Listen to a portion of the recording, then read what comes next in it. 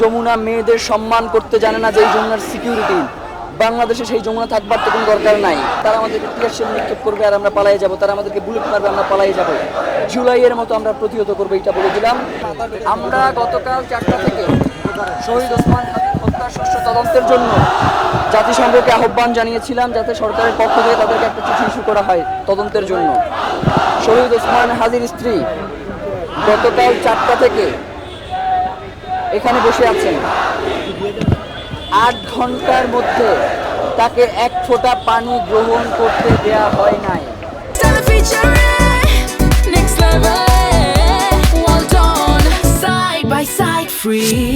এখান থেকে কোনো পানি ভিতরে প্রবেশ করতে দেওয়া হয় না, খাবার তো দূরের কথা।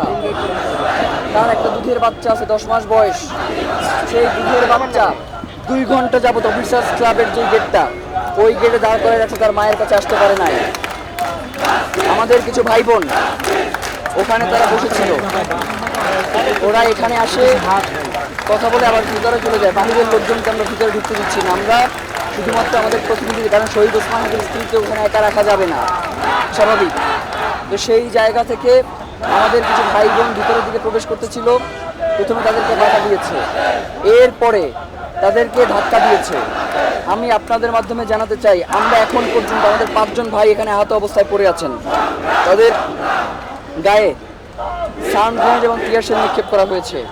এরপরেও আমরা কোনোভাবেই যাতে শান্তি শৃঙ্খলা পরিস্থিতির অবনতি না ঘটে, এই জন্য আমরা জনতাকে শান্তপূর্ণভাবে এখানে অবস্থান করাচ্ছি। কিন্তু তারা আমাদের ভাই বোন, এমনকি মেয়েদের গায়ে তারা হাত দিচ্ছে পর্যন্ত। তো আপনাদেরকে বলে রাখি, যেই যমুনা মেয়েদের সম্মান করতে জানে না, যেই যমুনার সিকিউরিটি বাংলাদেশে সেই যমুনা থাকবার তো কোনো দরকার নাই। বাংলাদেশে রাষ্ট্র ক্ষমতায় থাকতে হলে অবশ্যই মেয়েদেরকে সম্মান করতে হবে। শহীদ ওসমান হাদির স্ত্রীকে সম্মান জানানোর জন্য উপদেষ্টা পরিষদের দপ্তর থেকে একজন পিয়ন পর্যন্ত তার সাথে দেখা করতে আসে নাই। এই কথাগুলো বাংলাদেশের জনগণ কাছে যদি আমরা উপস্থাপন করি, বাংলাদেশ কিন্তু বিক্ষোভে ফেটে পড়বে। এই বিক্ষোভে ফেটে পড়লে যদি নির্বাচন কেন্দ্রে কোনো সমস্যা হয়, তার দায়ভার এই অন্তর্বর্তীকালীন সরকারকেই বহন করতে হবে, সেটা কোনোভাবেই জনতা বহন করবে না। কারণ জনতা দেখেন এখন পর্যন্ত শান্তিপূর্ণভাবে অবস্থান করছে, কেউ কোনোভাবেই উগ্র আচরণ করতেছে না। তো তারা যদি আমাদেরকে বাধা দেয় আমাদের কার্যক্রমে, তাহলে তো অবশ্যই লড়াই হবে। এবং সেই লড়াই শুধুমাত্র এইটা না যে তারা আমাদেরকে টিয়ারশেল নিক্ষেপ করবে আর আমরা পালাই যাব, তারা আমাদেরকে বুলেট মারবে আমরা পালাই যাব। জুলাইয়ের মতো আমরা প্রতিহত করবো, এটা বলে দিলাম।